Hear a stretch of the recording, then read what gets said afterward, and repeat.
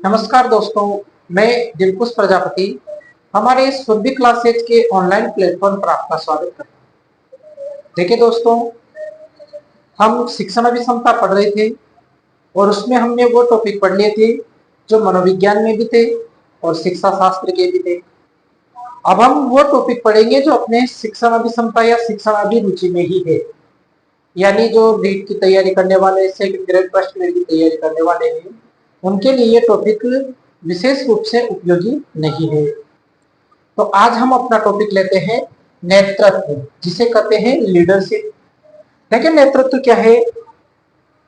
नेतृत्व एक ऐसी व्यवस्था है जिसमें कोई व्यक्ति एक समूह का संचालन करता है या उस समूह को मार्गदर्शन देता है, या कहें कि वो पूरा समूह उस व्यक्ति के मार्गदर्शन में चलता है। तो ये कहलाता है नेतृत्व। और जो व्यक्ति अपने मार्गदर्शन में उस समूह को चलाता है वो कहलाता है नेता। तो इन्हीं को हम समझे। देखिए, नेतृत्व क्या होता है? एक समूह का संचालन करना या समूह का मार्गदर्शन करना।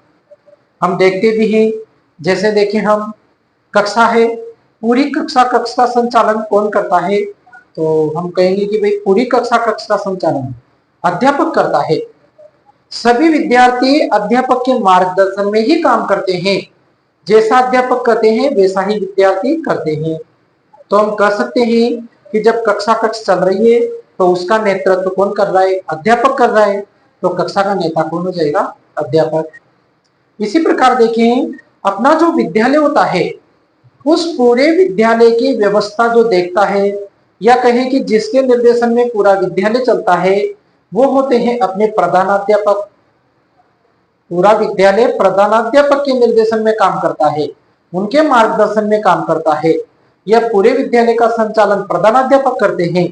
तो हम कहेंगे कि हमारा जो विद्यालय है उसके नेता कौन है? प्रधानाध्यापक। या कहें कि नेतृत्व कौन कर रहे हैं? प्रधानाध्यापक।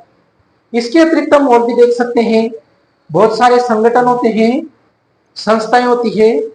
उन संगठन में जो संगठन होते हैं उनमें एक अध्यक्ष होता है और संगठन के सभी सदस्य उस अध्यक्ष के मार्गदर्शन में ही काम करते हैं। तो हम कहेंगे कि इस समूह का नेतृत्व कौन कर रहा है? संगठन का नेतृत्व हम कहेंगे अध्यक्ष कर रहा है। अर्थात संगठन का या संस्था का नेता कौन है? अध्यक्ष है। इसके अलावा बहुत सारे जो कारखाने होते हैं, फैक्ट्रियां होती है, उनमें जो मजदूर काम करते हैं, उन मजदूरों को उनका अधिकार दिलाने के लिए या उनका मार्गदर्शन करने के लिए उनका भी एक लीडर होता है, एक नेता होता है, जो सभी मजदूरों का नेतृत्व करता है। या कहें कि सभी मजदूर उस नेता के मार्गदर्शन में काम करते हैं, उसके निर्देशन में काम करते हैं। तो ये तो हो जाएगा नेतृत्व। और जो नेतृत्व करने वाला व्यक्ति है मुख्य, वो कहलाएगा उनका नेता।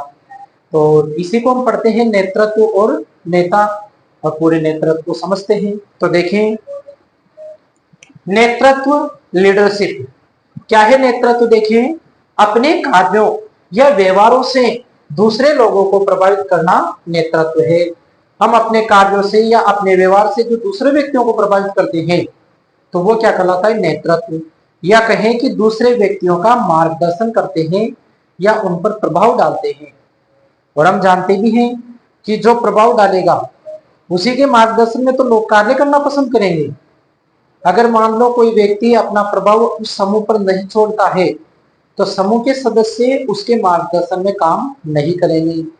जैसे अपने स्वतंत्रता आंदोलन चले, स्वतंत्रता से पहले तो बहुत से व्यक्तियों ने, अधिकतर व्यक्तियों ने महात्मा गांधी का नेतृत्व स्वीकार किया। यानी जैसा महात्मा गांधी करते थे वैसा ही वो व्यक्ति करते थे। क्यों करते थे? क्योंकि महात्मा गांधी ने अपने कार्यों और व्यवहारों से दूसरे व्यक्तियों को क्या कर रखा था? प्रभावित कर रखा था। और उनके प्रभाव में आकर व्यक्ति उनका नेतृत्व स्वीकार कर लेते हैं, या कहें कि उनको अपना नेता मान लेते हैं। तो देखें, अपने कार्यों या व्यवहारों से दूसरे लोगों को प्रभावित करना क्या है? नेतृत्व। अथवा कह सकते हैं कि किसी समूह का संचालन करना, वो मार्गदर्शन करना क्या है? नेतृत्व है। यानी नेतृत्व में व्यक्ति क्या करता है किसी समूह का संचालन करता है या उसका मार्गदर्शन करता है। इसके बाद देखें, नेतृत्व करने वाला जो व्यक्ति होता है उसे हम ने कहा है नेता। तो देखें, नेता जिसे हम लीडर भी कहते हैं, क्या है नेता? वह व्यक्ति जो समूह को मार्गदर्शन प्रदान करता है, नेता कहलाता है। यानी उस समूह को मार्गदर्शन देने वाला व्यक्ति क्या कहलाता है? नेता। जैसे कक्षा का मार्गदर्शन अध्यापक करता है तो अध्यापक कक्षा का नेता है। विद्यालय का मार्गदर्शन प्रधानाध्यापक करता है तो विद्यालय का नेता प्रधानाध्यापक है। तो किसी संस्था का जिसे अध्यक्ष है वो पूरी संस्था का मार्गदर्शन करता है, या कोई संगठन है उसका मार्गदर्शन करता है, तो वो अध्यक्ष क्या है? उसका नेता है। देखिए, प्रमुख नेता देखिए हम, विद्यालय का नेता कौन है? प्रधानाध्यापक। विद्यालय के नेता कौन होंगे? प्रधानाध्यापक, क्योंकि पूरा विद्यालय का संचालन यही करते हैं प्रधानाध्यापक। इसके बाद देखेंगे हम, कक्षा का नेता कौन है? अब हम कहें कि कक्षा का संचालन कौन करते हैं? अपने अध्यापक करते हैं। तो कक्षा कक्ष के नेता कौन है? अध्यापक। और यदि कक्षा में अध्यापक उपस्थित नहीं रहते हैं तो क्या होता है कि अध्यापक एक होनहार और प्रतिभाशाली जो बालक होता है उसको कक्षा का नेता चुनकर रख देते हैं, जिसे हम क्या कहते हैं? मॉनिटर। ये मॉनिटर कब काम करता है? जब कक्षा में अध्यापक नहीं होते तो सभी विद्यार्थी मॉनिटर का कहना मानते हैं या उसका नेतृत्व स्वीकार करते हैं। तो देखें, अध्यापक की अनुपस्थिति में कक्षा कक्ष का नेता कौन होता है? मॉनिटर। तो यहां से डायरेक्ट प्रश्न बन सकते हैं, विद्यालय का नेता प्रधानाध्यापक, कक्षा कक्ष का नेता अध्यापक, और अध्यापक की अनुपस्थिति में कक्षा कक्ष का नेता मॉनिटर। देखिए नोट में क्या लिखा है कि शिक्षक उसी बालक को मॉनिटर बनाता है जो होनहार व प्रतिभाशाली हो। देखते हैं, हम अपनी कक्षाओं में देखते भी हैं कि होनहार और प्रतिभाशाली जो बालक होता है, जिसका नेतृत्व सब स्वीकार कर पाए, जो अपनी बुद्धिमत्ता से सब विद्यार्थियों को अपने प्रभाव में ला पाए, ऐसे बालक को ही अध्यापक कक्षा का मॉनिटर चुनता है। नेतृत्व की विशेषताएं देखते हैं हम, क्या है नेतृत्व की विशेषताएं? पहली विशेषता है सार्वभौमिकता।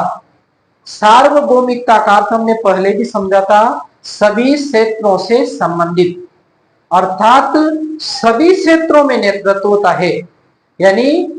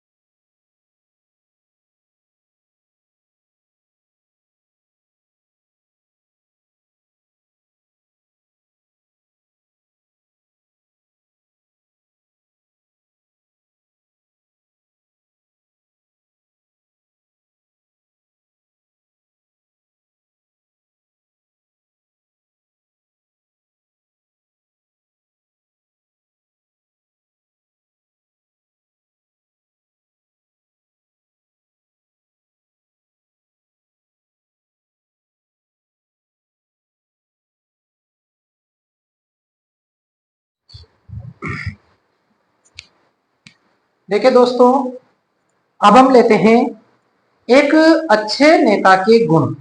देखिए, एक अच्छे नेता में क्या क्या गुण होने चाहिए ये हम समझते हैं। तो देखिए, अच्छे नेता में कर्तव्यनिष्ठता, यानी नेता में अपने कर्तव्य के प्रति क्या होनी चाहिए, निष्ठा होनी चाहिए।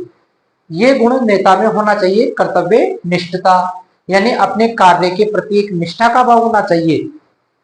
इसके बाद देखें, ईमानदारी, नेता के भीतर ईमानदारी होनी चाहिए और वो ईमानदारी से अपना कार्य करे। धैर्य, नेता को धैर्य रखना चाहिए, क्योंकि अगर नेता में ही धैर्य नहीं होगा तो फिर वो अपने समूह में कैसे धैर्य रख पाएगा, या समूह के सदस्यों को कैसे धैर्य रखने की शिक्षा दे पाएगा। क्योंकि बहुत से कार्य ऐसे होते हैं जिनमें धैर्य की आवश्यकता होती है, और धैर्य नेता का गुण होना चाहिए। इसके बाद देखें, सहनशीलता, सहनशीलता होनी चाहिए। हर परिस्थिति को उसके भीतर एक सीमा तक सहन करने की क्षमता होनी चाहिए, क्योंकि समूह के जो सदस्य होते हैं वो भिन्न भिन्न विचारधारा के होते हैं, वो विभिन्न प्रकार के विचार रखते हैं या कहें कि कार्य करते हैं। तो नेता के भीतर उन सब कार्यों के प्रति, या कहें कि सफलता या असफलता के प्रति भी नेता के भीतर क्या होनी चाहिए, सहनशीलता होनी चाहिए। धैर्य और सहनशीलता होनी चाहिए, यह भी नेता का एक गुण है। इसके बाद देखिए, दृढ़ संकल्प।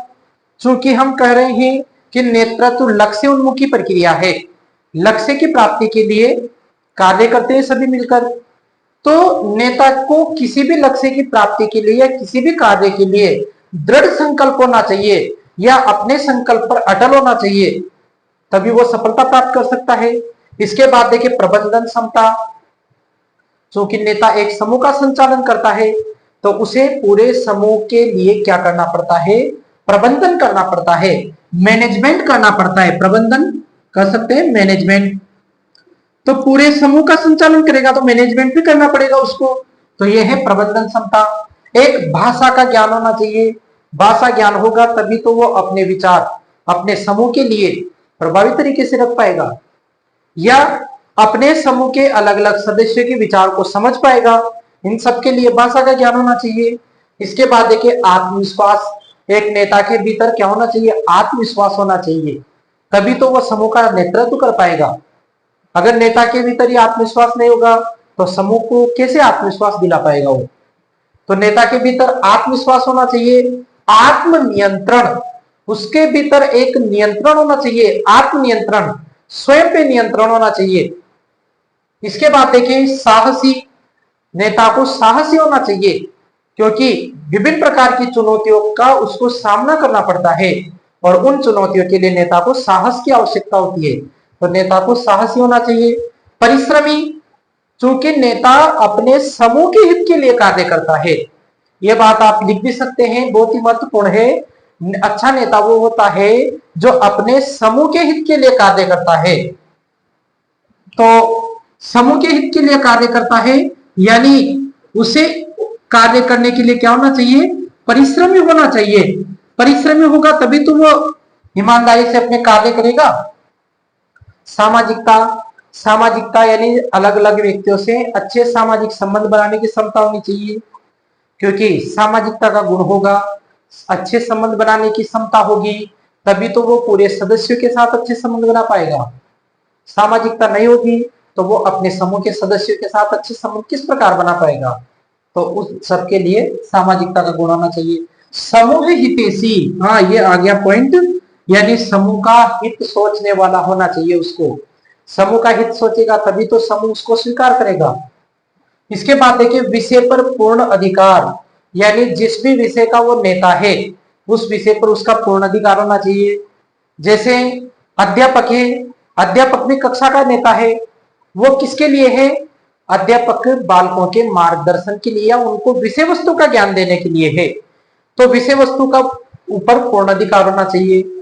इसके अलावा देखिए, कोई मजदूरों का नेता है तो उस नेता के भीतर मजदूरों के अधिकारों से संबंधित या उनके हित से संबंधित जो सभी जानकारियां हैं वो उस नेता को होना आवश्यक है, यानी विषय पर क्या हो, पूर्ण अधिकार हो।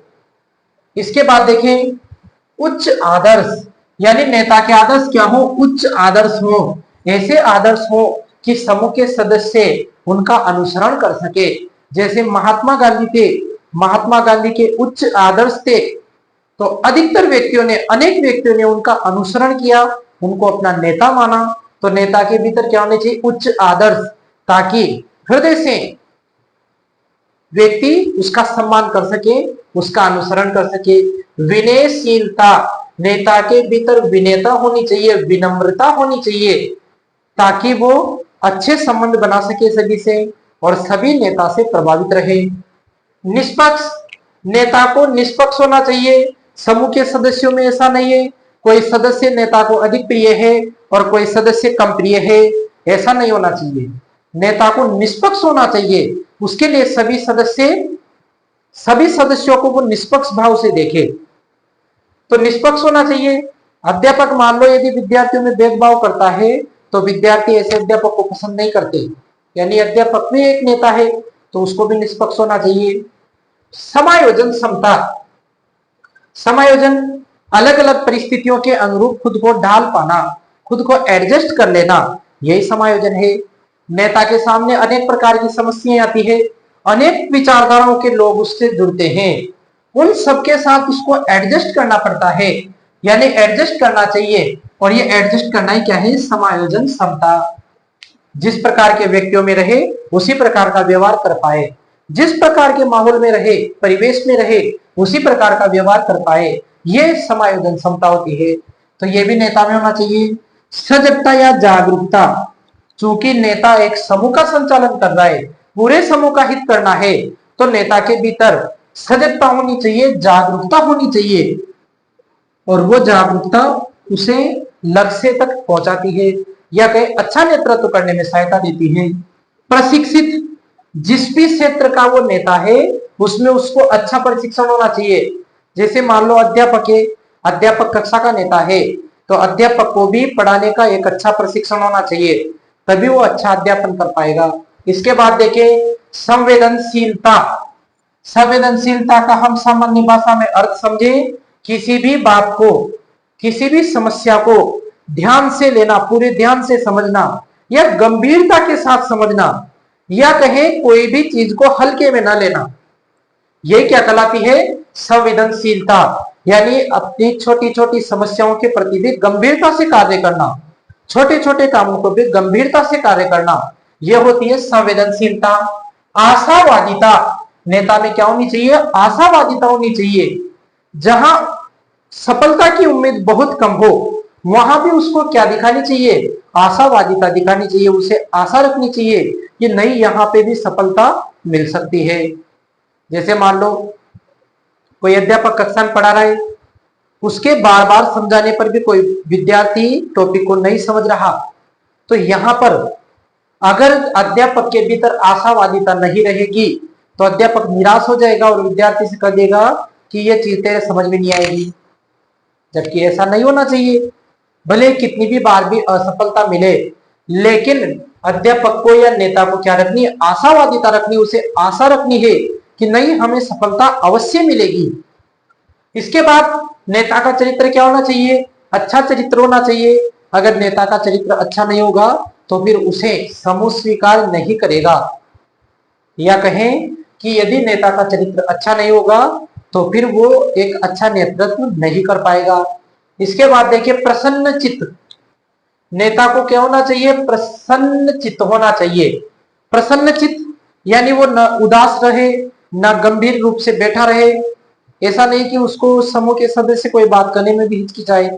प्रसन्न चित्त होना चाहिए, उसको प्रसन्न चित्त रखे, वो अच्छा नेतृत्व कर पाएगा, क्योंकि वो प्रसन्न चित्त रहेगा तो समूह के सदस्य भी अच्छा महसूस करेंगे और अपनी बात नेता से कह पाएंगे। वाक कुशलता, वाक कुशलता यानी बोलने की क्या होनी चाहिए, कुशलता होनी चाहिए, क्योंकि नेता यदि अच्छी वाक कुशलता, बोलने की अच्छी शैली नहीं है, बोलने की चतुराई नहीं है, तो फिर वो अपने विचार अपने समूह तक नहीं पहुंचा पाएगा या प्रभावशाली तरीके से नहीं पहुंचा पाएगा। नेता को अपने विचार प्रभावशाली तरीके से पहुंचाने हैं तो उसके लिए क्या चाहिए, वाक कुशलता, और एक चाहिए अध्ययनशील व मार्गदर्शक। एक तो नेता क्या हो, अध्ययनशील हो, अनेक वो जो अपना विषय है उसकी अलग अलग जगह से जानकारियां इकट्ठी करने के लिए अध्ययन करता हो, और एक क्या हो, मार्गदर्शक हो, यानी अपने विद्यार्थियों का क्या करता हो, मार्गदर्शन करता हो। तो ये हमने लिए एक अच्छे नेता के गुण, तो इनको कंप्लीट करें फिर आगे भी लेते हैं।